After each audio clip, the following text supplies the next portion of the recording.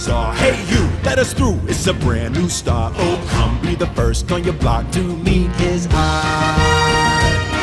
Make way, here he comes, ring bells, bang the drums. You're gonna love this guy, Prince Ali, fabulous he, Ali Ababa.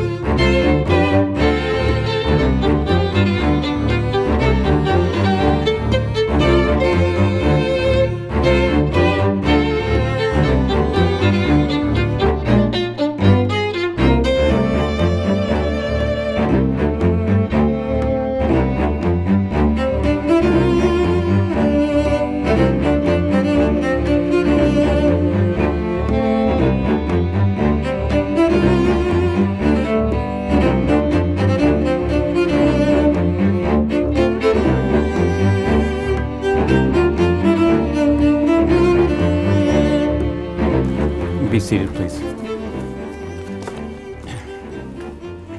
For those of you who may not know me, I'm Peter's uncle, and I previously had the privilege of officiating at the wedding of Peter's older brother, Alec, and also of his sister, Kathleen. So I'm really honored and privileged today to be officiating at the wedding of Peter and Carmen. It's kind of like winning the Triple Crown. And before we begin, by the way, I'd like to remind everyone here to silence your cell phones if you haven't already done so, and those who are participating virtually to make sure your mics are on mute. And on behalf of Carmen and Peter, welcome to their marriage ceremony. Carmen and Peter want to extend a special welcome to all those attending virtually. I am told that they promise food, drink, and wedding cake at some date in the future.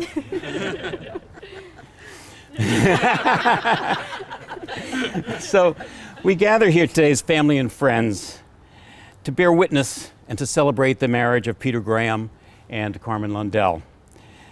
Your participation in this ceremony signifies your commitment not only to bear witness to the union of Peter and Carmen, but to support them and to give them strength and love, to ensure, as the best of each of you can, that you're able to ensure a long and happy marriage for them. Of course, as Peter's uncle, I've known him his entire life. And I could tell you many stories about Peter, some of which I've shared with Carmen. And I could tell you stories which describe his kindness, his humor, and sometimes his stubbornness. But one story in particular is a favorite of mine. When Peter was about 7 years old or so, I was visiting his family in Houston. And just as I was about to leave, Peter asked me if I would take him to France. I was like, oh my God, my little nephew, he wants to travel to foreign countries. I was so excited. So of course I said yes. One day, Peter, when you're a little older, I'll take you to France. So I thought about it as I was going home. What in the world inspired him to ask me to go to France? So I called his mother and I said, what was that all about? And he said, oh, somebody gave Peter some French francs and they were burning a hole in his pocket and he found out he could only spend them in France. So we fast forward, and about 3 years ago, Kyle and I had the honor to meet Carmen when Peter brought her to our beach house for a weekend. And we knew right away that this must be pretty serious relationship, at least in Peter's mind, or he would not have bothered to bring her out. And it only took an instant for us to realize that Peter would be very lucky to marry Carmen. And we were cheering the relationship along. Not only is Carmen a warm and generous person with a dazzling smile, but you can beat him in a workout of 24-inch box jumps, whatever that is.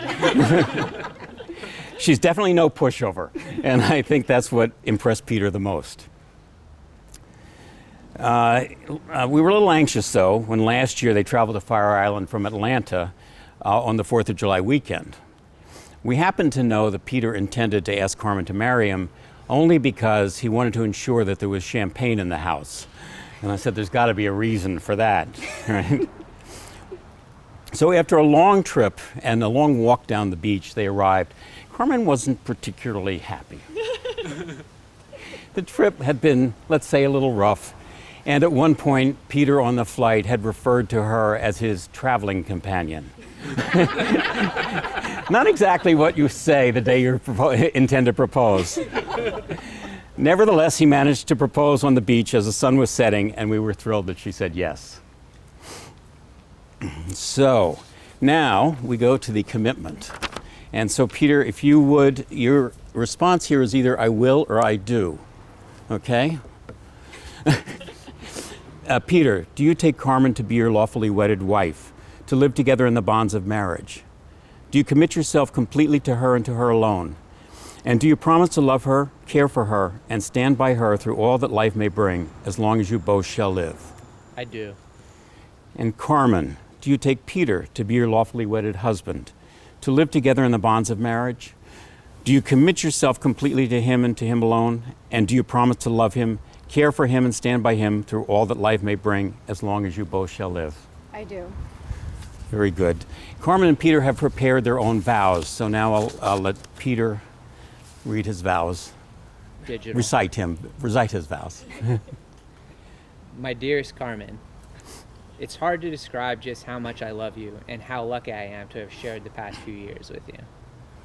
Your ability to bring happiness to those around you by sharing your kindness and exuberant attitude will never cease to amaze me. Merely being around you is enough to brighten any gloomy situation, including COVID quarantine, canceling and modifying our wedding plans, and even the increasingly frequent visits from your mother. Seeing you happy makes me happy, and therefore I will continue to do everything I can to maintain your happiness throughout our lives. I will put your wants and needs in front of all others, even in front of the wants and needs of our future puppy, Beignet. I will continue to happily cook for you, and will make sure you're at least as well fed as said future puppy, Beignet. I promise to try my best to be more patient and understanding, qualities that I am admittedly lacking. I promise to listen and consider your ideas instead of immediately saying no, even if those ideas are seemingly outlandish. Your happiness is my priority, and I'm so incredibly excited to marry you and grow our love together. And Carmen, I took a few notes for you. Peter, when I began writing these vows, I really didn't want to talk about 2020 because this cursed year doesn't deserve this moment. But when Hurricane Zeta ripped through Atlanta early Thursday and we lost power, I thought, dear Lord, the universe does not want us to get married. But you did exactly what the person I fell in love with would do. You hustled, got your butt out the door to the hardware store before 7 a.m. to snag the last generator in stock. And I'm sort of kidding, but my point is you're amazing. You give everything 100%. You do the gritty tasks that life requires of us that no one really wants to do. And you do it without complaining, and you do it for the sake of our happiness. I promise you I will never take this quality for granted. I promise you I'll always drive you crazy with my forgetfulness and my disorganization, but in the process, I'll always make you laugh.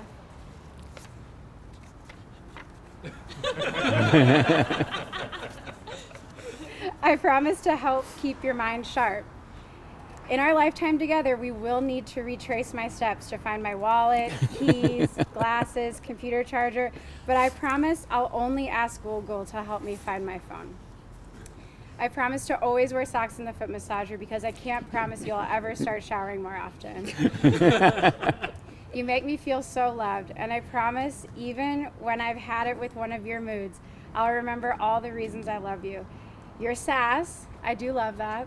Your unrelenting sweet tooth, your spunkiness, your reliability, your stubborn determination. You have an unbelievable ability to put your mind to anything and execute a plan. Kind of your plot to marry me. It worked. And I'm so excited for the life we will build together and all of the fun we're going to have. I promise you that life together will always be interesting. Peter, you showed me love that I didn't understand before I met you. Through pandemics, hurricanes, pay cuts, cross-country drives, moves across the street, I promise you that no matter what, our love is stronger, and I will be at your side, heart filled with love for you. Peter, loving you is a freaking blast, and happy Halloween. Yes, happy Halloween.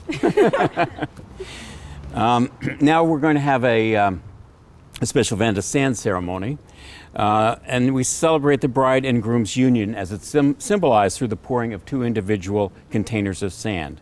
One represents the groom, which is this one, which I will give to you, which is sand from Water Island, New York. The other represents the bride, which I will give to you, which is sand from Naples, Florida. And you will ask Carmen, if I can get this right, to, as you're pouring a portion of that sand into this vessel, if you can repeat these words. Just a portion. Peter, this sand represents all that you were, and all that you are, and all that you ever will be. Peter, the sand represents all that you were, all that you are, and all that you will be. Very good. Just some of it. Just some. And Peter, that should be easier for you now. You will say, Carmen, this sand represents all that you were, all that you are, and all that you ever will be. Carmen, the sand represents all that you were, all that you are, and all that you ever will be. That's a little sticky. That's good. Okay, so now I'm going to ask the bride and groom together to empty their vials of sand into this vessel at the same time. And as they do so, the individual containers of sand will no longer exist. As you are now joined together as one, just as these grains of sand can never be separated and poured again into the individual containers, so will the love and bond between the two of you render you inseparable.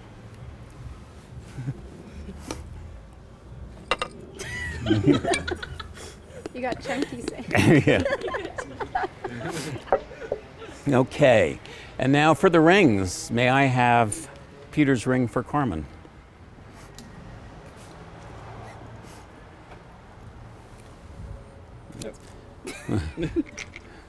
Peter's ring for Carmen, yes. Okay. Peter, you can, repeat after me.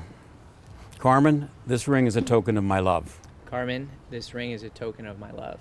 I marry you with this ring, symbolizing all that I have and all that I am. I marry you with this ring, symbolizing all that I have and all that I am. And you may put the ring on her finger.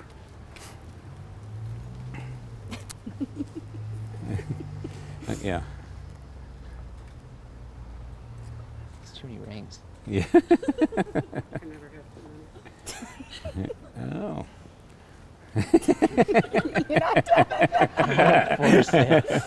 It's not official unless it actually goes on. And Carmen, please repeat after me. Peter, this ring is a token of my love.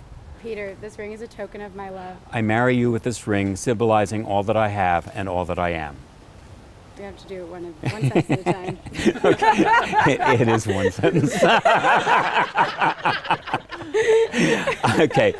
I marry you with this ring. I marry you with this ring. Symbolizing all that I have and all that I am. Symbolizing all that I have and all that I am. Okay. I got it right. Whoa. Push. Same problem. Do you have salt on your margarita?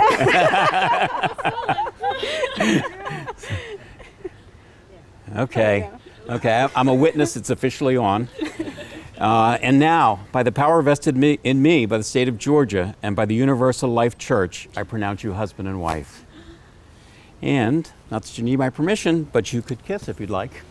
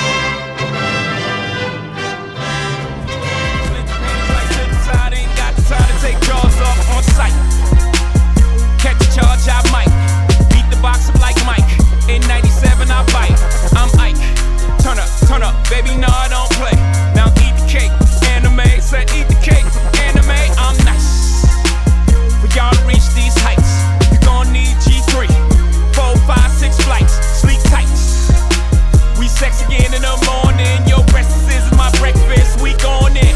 We be all night.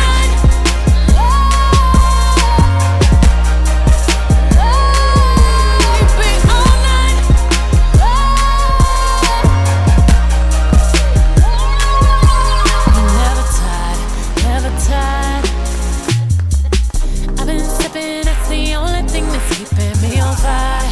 We on fire. Didn't mean to spill that liquor all on my attire. I've been drinking watermelon. I want your body right here, daddy. I want you right now. Can keep your eyes off my fatty daddy. I want you.